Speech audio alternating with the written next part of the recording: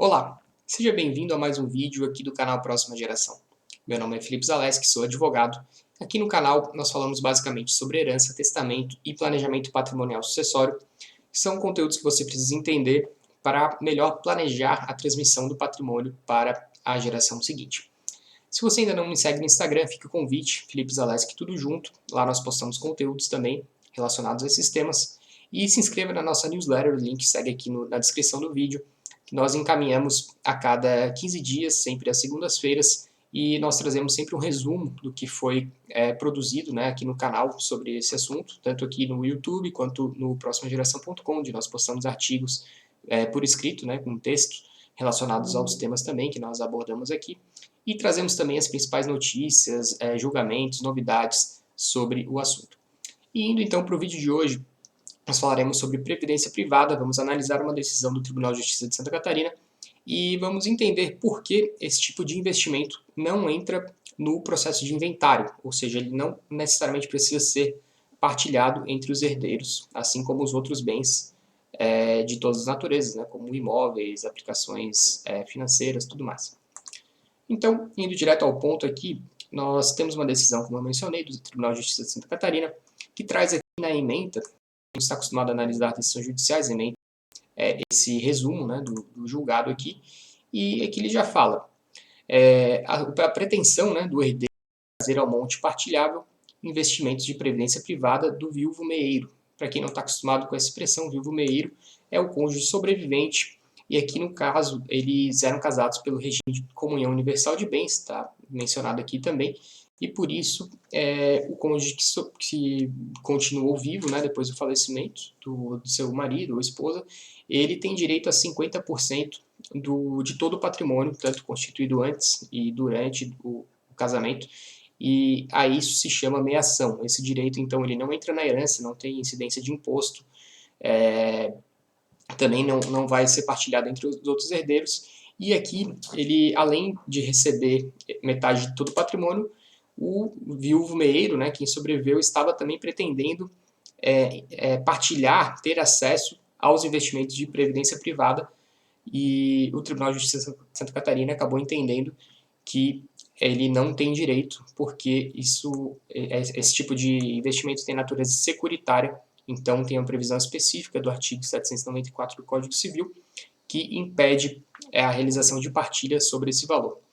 Então, muitas vezes é uma forma que do autor do patrimônio, né, o autor da herança, que a gente chama quem faleceu, é uma forma de ele deixar bens também relevantes para pessoas que normalmente não teriam direito, ou então ampliar a participação, ampliar o quinhão de um dos filhos, por exemplo, justamente pela desnecessidade de esse investimento ser trazido à colação, como a gente chama, que é quando um dos herdeiros tem a obrigação de trazer algo que ele recebeu antes do falecimento do autor da herança para o monte partilhável, que é o que a gente chama de todo o acervo patrimonial de quem acabou falecendo. Então aqui, essa decisão de novembro de 2019, relativamente recente, vamos analisar o relatório. Aqui eu escondi o nome das pessoas, apesar dos julgamentos dos tribunais serem públicos, né, se não houver interesse de menores, enfim, tem algumas exceções, mas eu optei por esconder aqui os nomes para manter a privacidade dos envolvidos. Então, o relatório, a pessoa interpôs agravo de instrumento, que é um tipo de recurso, né, que não vou entrar também na discussão dos recursos do processo civil, mas é importante saberem que é um recurso, o processo normalmente só chega no tribunal quando alguém tem uma decisão desfavorável lá em primeira instância e acaba optando por recorrer. Então, recorreu um fato de uma decisão do auto de um inventário, então inventário judicial, referente aos bens deixados por quem faleceu, e o juiz, então, ele indeferiu a inclusão no monte partilhável do saldo de previdência privada constante em nome do inventariante, que é o viúvo meeiro. Ele alegou que o julgador de piso, né, o juiz de primeira instância, se equivocou, porque o fato de se tratar de aplicação em previdência privada não caracteriza como complemento da previdência oficial, que seria o INSS, normalmente, né, depende do regime que a pessoa escolheu, enfim, estava vigente em sua vida, e ao contrário que a aplicação em exame tem nítido caráter de investimento. Então, como eu falei antes, normalmente os investimentos, seja em poupança, seja em ações, títulos públicos, independente da natureza, eles, em regra, eles são sim incluídos no monte partilhável. A questão aqui é que tanto o seguro de vida quanto o investimento em previdência privada são exceções e a gente vai analisar melhor os fundamentos para isso.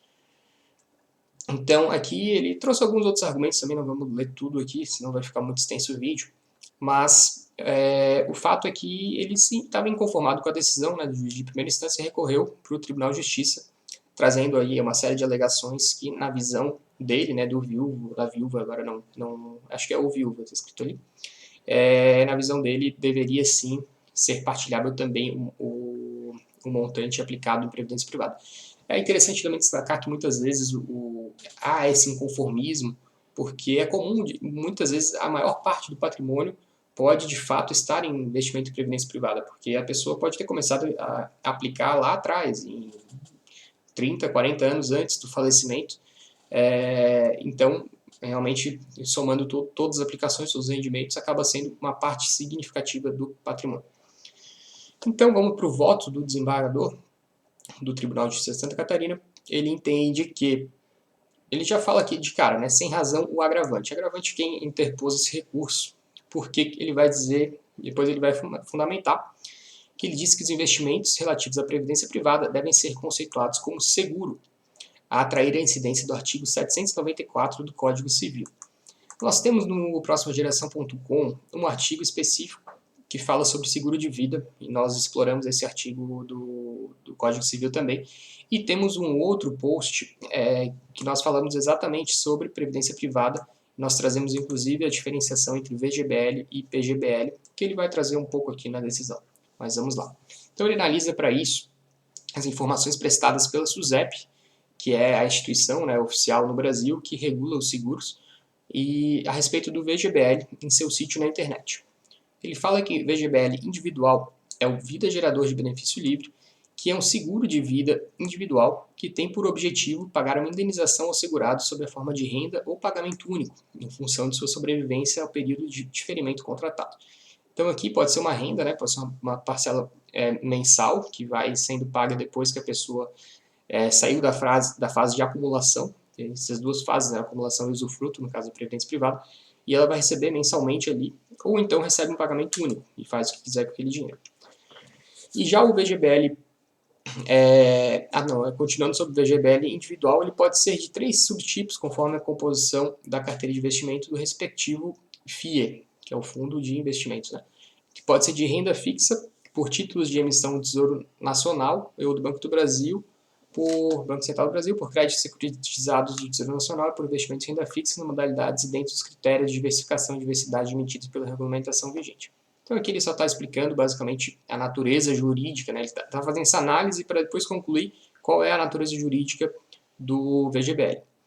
E ele fala que o mesmo se observa em relação ao PGBL, que tem apenas a diferença da nomenclatura, mas na verdade tem outras diferenças, principalmente no aspecto tributário, porque o PGBL ele permite que você deduza até 12% do imposto de renda, ou seja, de todo o valor que você aplicou no ano, né, no PGBL, até 12% você consegue deduzir do imposto de renda devido. Então não vamos ler tudo, porque senão fica muito grande, mas aqui ele traz uma decisão do Superior Tribunal de Justiça, de 2016, que provavelmente trata também desse assunto. E o artigo 794 do Código Civil, então.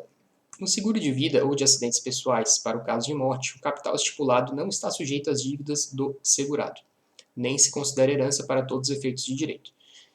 Então, o desembargador ele conclui que, considerando então a natureza securitária dos investimentos em plano de previdência, tais valores não podem incluir-se no plano de partilha, dado que não possuem natureza de herança e não pertencem ao espólio. São, na verdade, complemento à previdência oficial do vivo meio e, nessa condição, não podem fazer parte do monte partilhável. Aí ele traz aqui também uma doutrina, né, que são estudiosos aí que escrevem livros sobre o assunto, tudo mais, que inventário e partilha, direitos de sucessões. Traz outra decisão do Superior Tribunal de Justiça e traz um precedente também do próprio Tribunal de Justiça de Santa Catarina. Então, ele conclui de novo, considerando, pois a natureza securitária dos referidos investimentos, não socorre direito ao agravante para inseri-los no monte partilhável. Então, basicamente, essa foi a decisão judicial que eu queria compartilhar com vocês, só para vocês entenderem um pouco melhor os fundamentos que são utilizados aí para que se chegue à conclusão de que realmente previdência privada seja na modalidade VGBL, seja no PGBL, elas não devem ingressar na partilha, né? Então, vocês podem ver que é um instrumento bem interessante, porque uma das críticas que existem no Brasil é que o autor da herança ele não tem muita liberdade para destinar o seu patrimônio da forma que ele quiser, por conta da legítima, que é aquele quinhão, os 50%, em regra, 50%, que devem ser destinados aos herdeiros necessários, que são os descendentes, em concorrência com o cônjuge ou não, ou ascendentes, e também em concorrência com o cônjuge ou não. Então, necessariamente, pelo menos metade do patrimônio tem que ir para esses herdeiros, mas no caso de previdência privada e seguro de vida são exceções. Então, é uma forma de você ter mais liberdade para dispor do seu patrimônio.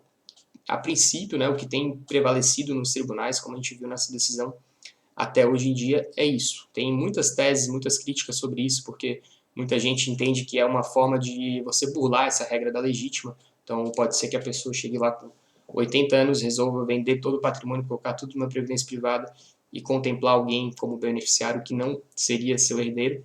Então, claro que se houver, enfim, justificativa para contestar isso, entender que houve uma má-fé e tal, isso pode eventualmente ser discutido no tribunal, mas a princípio que tem prevalecido é que é uma operação legítima por conta da previsão do artigo 794 do Código Civil. Mas cada caso deve ser analisado individualmente, né? Isso aqui não é uma recomendação de planejamento sucessório.